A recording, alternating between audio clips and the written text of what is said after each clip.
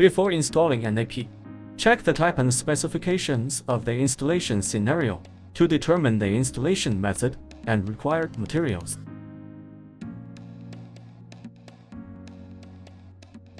This video provides instructions on how to mount an AP on a spring tee using steel wire ropes.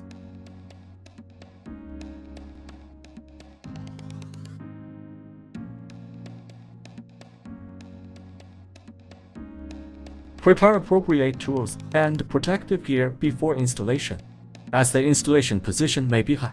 Only experts wearing protective gear can perform installation. Do not insert a paper knife deeply into the box when unpacking to prevent damage to the device inside. You need to prepare a small mounting bracket and 2 steel wire ropes. After determining a proper installation position, drill a hole on the ceiling from the top to the bottom for the Ethernet cable to pass through. The position of this hole is a reference for you to locate the position for installing the AP. Ensure that the Ethernet cable hole is in front of the mounting bracket. The arrow on the mounting bracket points to the front end of the mounting bracket. The joint of ceilings is exactly the axis of symmetry for the mounting bracket. Mark the mounting hole positions on the 2 sides of the joint point with a marker.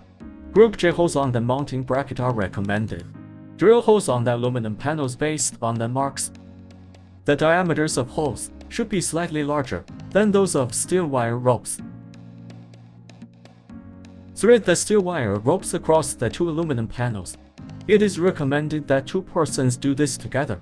One person threads the ropes from the top to the bottom, while the other threads them from the bottom to the top.